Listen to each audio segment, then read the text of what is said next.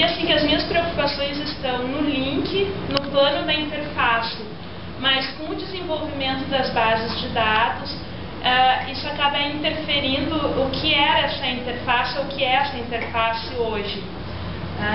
Eu não revisei a apresentação aqui, então eu não sei direito. Bem, tá.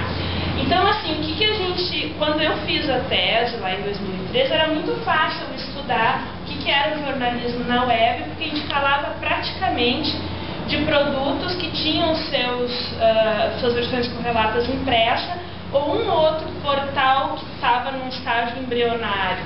Os blogs também estavam no estágio embrionário. Hoje, quando a gente pensa em jornalismo, ciberjornalismo, a gente já tem uma diversificação muito maior de produtos e de soluções para organizar as informações dentro desses produtos.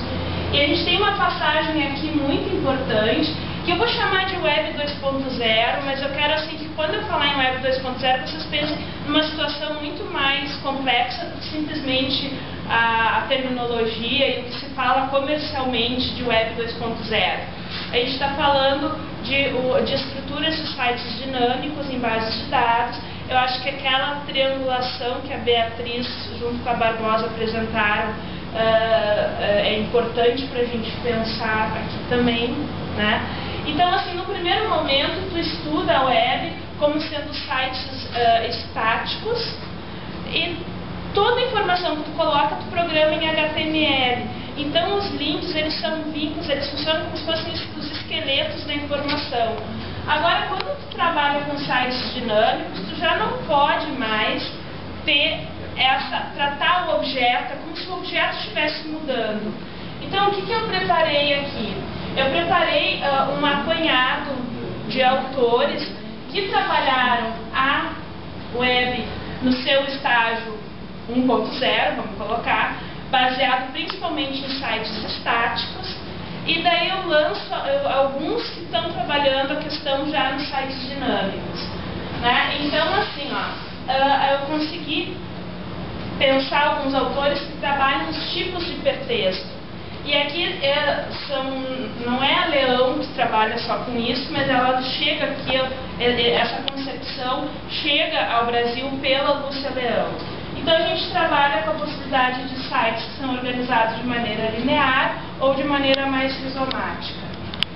Depois tem o trabalho do professor Javier e Ramon Salaverria, que começam a complexificar aquelas estruturas lineares e também a perceber estruturas lineares e outras arbóreas.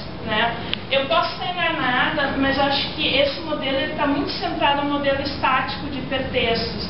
Quer dizer, eu não consigo ver como se representaria um hipertexto que funcione à base de banco de dados num modelo tão estático. E nesse contexto ficava fácil e se achava necessário, eu não diria fácil, era possível e se sentia necessidade de trabalhar com tipologias. Eu aqui não vou descrever, quem tiver interesse vai olhar no paper, mas o que a gente tem? Antes de começar com a Gunder, eu acho muito importante essa contextualização com a teoria da literatura que o professor Javier traz. Porque assim, os estudos na área de literatura sobre hipertexto, eles começam muito, muito antes do que o próprio jornalismo se interessa em aplicá-los. E tem uma citação do Landau, uns 2 anos depois que ele lança o primeiro livro, Hipertexto, a Convergência, que ele vai dizer assim, que ele, em parte, o que motivou ele a escrever aquele livro era justamente tentar colocar em diálogo os estudiosos da literatura e os estudiosos da informática, porque ele achava que os dois campos, as duas áreas, tinham muito a conversar.